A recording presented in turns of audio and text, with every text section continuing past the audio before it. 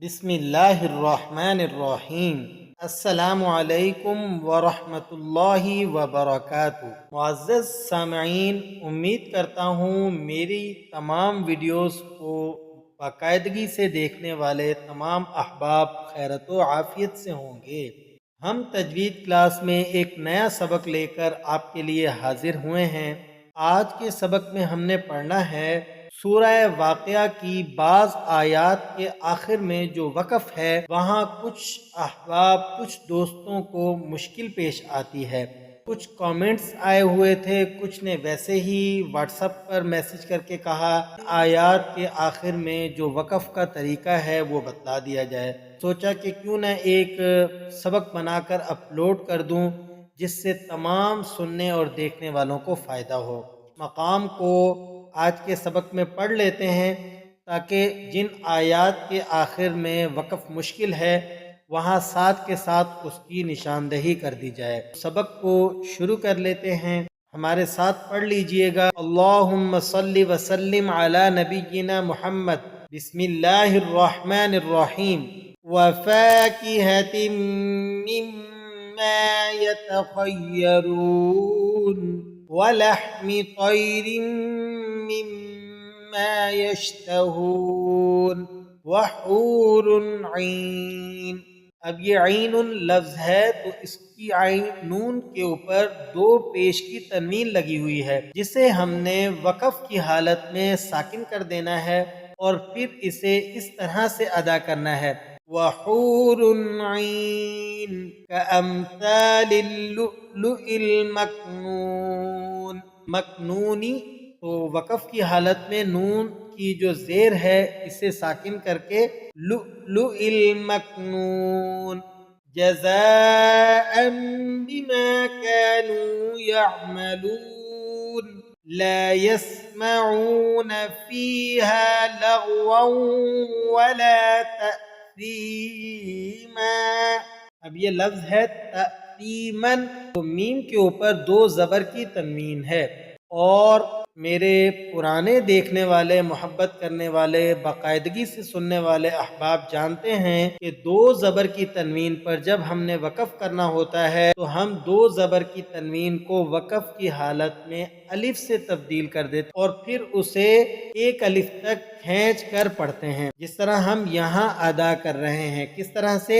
تأثیما لا يسمعون فيها لغوا ولا تأثیما إلا قیلا سلاما سلاما۔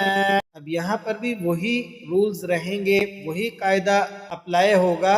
سلاما سلامن، تو وقفاً جب وقف کی حالت میں ہم اسے ادا کریں گے تو پڑھیں گے سلاما سلاما واصحاب الیمین ما اصحاب الیمین فی سدر مخضود۔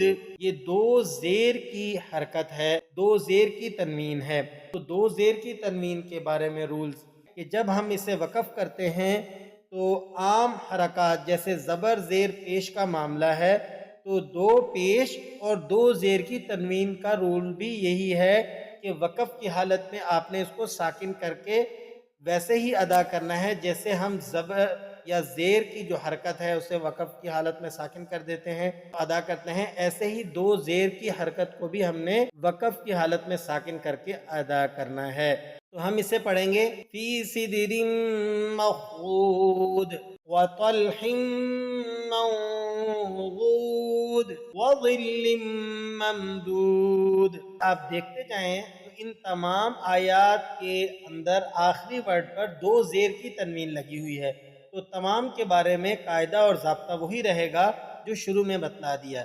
وَمَاءٍ مَّسْكُوبٍ، بس فرق یہ ہے کہ ان چار آیات کو جن کو اب ہم نے پڑھا ہے، ایک فی سدر مخضود وطلح منضود وظل ممدود وماء مسکوب، چاروں آیات کا آخری لفظ حروف قلقلہ کا ہے، ان کو ادا کرتے وقت آخر میں قلقلہ بھی ادا کرنا ہے۔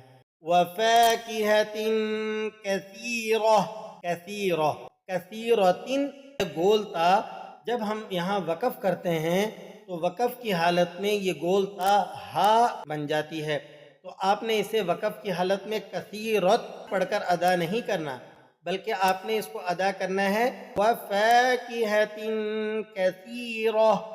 کثیرت اگر کوئی پڑھے تو ایسا پڑھنا درست نہیں ہے، بلکہ یہ غلطی ہو جائے گی۔ لا مقطوعۃ ولا ممنوعہ، ممنوعہ، ممنوعۃ وقفا ممنوعہ، ممنوعاتی اگر کوئی اس طرح سے وقف کرے تو اس طرح سے پڑھنا درست نہیں ہے۔ وفرش مرفوعہ، مرفوعہ بھی رولز ہیں، مرفوعۃ وقفا مرفوعہ۔ اِنَّا أَنشَأْنَاهُنَّ إِنشَاءً، انشاءً میں نے آپ سے عرض کیا تھا پیچھے ایک لفظ پر، جیسے سلامن پر ہم نے بتایا تھا کہ دو زبر کی جو تنوین ہے، ہم اس پر جب وقف ادا کریں گے تو دو زبر کی تنوین کو الف سے تبدیل کر دیں گے، پھر اسے کھینچ کر پڑھا جاتا ہے جس طرح ہم یہاں پڑھ رہے ہیں انشاء۔ تو آج تک کا جو سبق تھا وہ الحمدللہ مکمل ہوا۔ میرے تمام احباب سننے والوں سے یہی درخواست ہے کہ سبق سمجھ آ جائے ضرور اپنے متعلقین تک پہنچا دیا کیجئے، تاکہ کوئی بھی سیکھنے والا قرآن کریم سیکھ لے تو ہم سب کے لیے ذخیرہ آخرت ہو۔ دعاؤں میں یاد رکھیے گا۔ السلام علیکم ورحمۃ اللہ وبرکاتہ۔